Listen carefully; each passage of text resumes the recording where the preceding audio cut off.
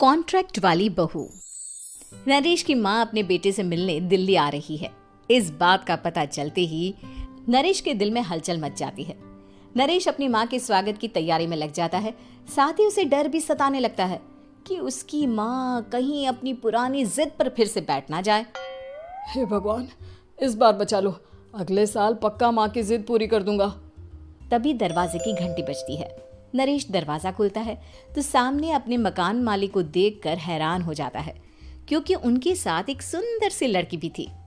अब नमस्ते अंकल, कुछ काम था, मुझे बुला लेते। आपने क्यों कष्ट किया? अरे नहीं नहीं, इसमें कष्ट कैसा, मैं तो बस तुम्हें रीना से मिलवाने आया था। आज से रीना तुम्हारे साथ इसी फ्लैट में रहेगी।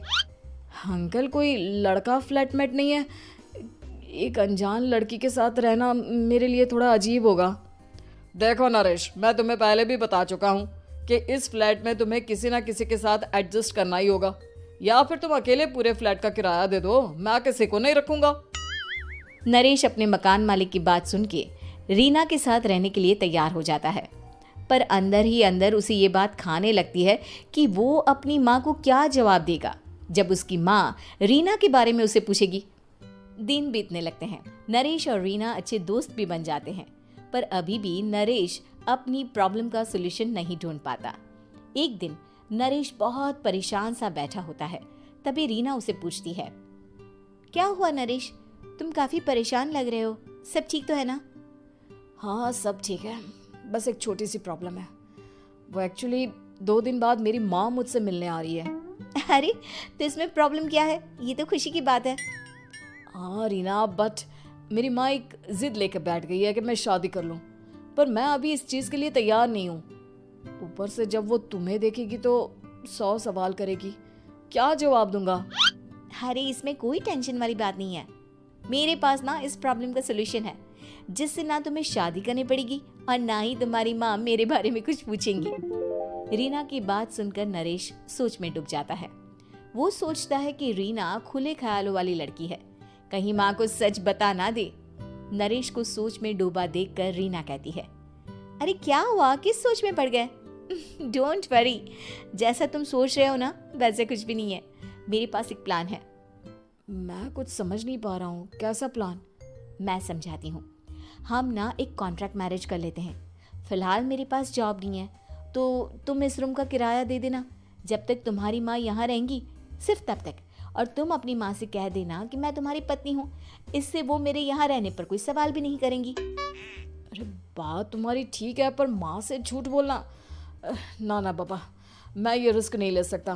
कोई और आइडिया दो ना तुम। देखो मंजूर हो तो बोलो, वरना सच बता दो, मुझे कोई प्रॉब्लम नहीं है। रीना की बात सुनकर नरेश सोच में डूब जाता है। बहुत सोचने के बाद जब उसे कोई रास्ता नहीं मिलता तो वो रीना के बताए हुए रास्ते पर चलने के लिए तैयार हो जाता है। वो रीना से बात करता है और अपनी माँ की पसंद और नापसंद के बारे में बताता है। रीना भी नरेश की सभी बातों को ध्यान से सुनती है, ताकि कहीं उससे कोई गलती ना हो जाए। आखिर वो दिन भी आ जाता है जब नरेश की माँ उससे मिलने दिल्ली आ जाती है। नरेश अपनी माँ को फ्लैट पर लेकर जाता है। जैसे ही नरेश की माँ फ्लैट के अंदर जाती है, रीना उसके पैर छू लेती है। ये देखकर नरेश की माँ थोड़ी घबरा जाती है और नरेश से पूछती है, अरे बेटा नरेश, ये कौन है? माँ, ये आपकी बहू रीना है। माफ़ी चाहता हूँ, सब कुछ इतनी जल्दी में हुआ कि आपको बता ही नहीं पाया, इसलिए सोचा कि क्यों ना आपको सरप्राइज दिया जाए। अरे बेटा, मैं तो बस तेरा घर बसा हुआ देखना चाहती थी। हाँ, बहुत अरमान थे अपनी इकलौती बेटी की शादी को लेकर, लेकिन कोई बात नहीं, शायद किस्मत को यही मंजूर होगा। ये कहते ही नरेश की माँ रीना को गले लगा लेती है। रीना बेटिया, मेरा बेटा ना थोड़ा नादान है, पर तुम काफ़ी समझदार लगती हो, और मैं जानती हूँ कि तुम इसका बहुत अच्छे से ध्यान रखोगी। माँ आप चिंता मत कीजिए, मैं सब संभाल लूंगी। नरेश की माँ अपने बहू और बेटे के साथ खुशी खुशी रहने लगती है। दिन बीतने लगते हैं। नरेश की माँ और रीना का रिश्ता बहुत मजबूत होता चला जाता है। वो दोनों सारा दिन एक साथ रहती और खूब बातें करती। इधर साथ रहते रहते नरेश और रीना भी एक दूसरे से प्यार करने लगते हैं। दोनों को इस बात का एहसास हो जाता है, फिर भी वो इस बात को छुपा कर ही रखते हैं।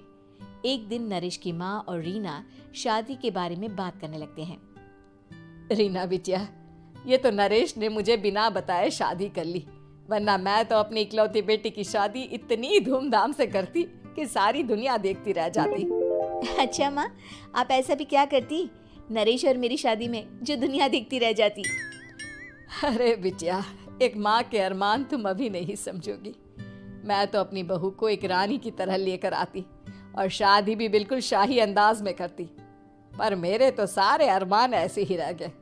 खैर, मुझे तो अपने बेटे और बहू की खुशी चाहिए बस। ये कहते हुए नरेश की माँ की आंखों में आंसू आ जाते हैं। रीना भी ये सुनकर ख्यालों में खो जाती है, क्योंकि वो भी मन ही मन खुद को नरेश की पत्नी और उसकी माँ की बहू मानने लगी थी। शाम को जब नरेश ऑफिस से घर आता है तो रीना खुद को रोक नहीं पाती और नरेश के सामने उसकी माँ को अपने और नरेश के रिश्ते का सारा सच बता देती है। रीना की बात सुनकर नरेश की माँ दोनों से बहुत नाराज हो जाती है और घर वापस जाने की बात करने लगती है। तुम दोनों ने मुझसे सच छुपाकर बहुत ठेस पहुंचाई है मुझे। अब तुम लोगों के साथ नहीं रहना चाहती मैं, कल ही वापस चली जाऊंगी अपने घर। माँ, मुझे माफ कर दो, ये सब मैंने रीना के कहने पर ही किया है, वरना मैं भी आपको कभी ठेस पहुंचाने के बारे में सोच भी नहीं सकता। हाँ माँ, हमने ये सिर्फ आपका दिल रखने के लिए किया, प्लीज हम दोनों को माफ कर दीजिए।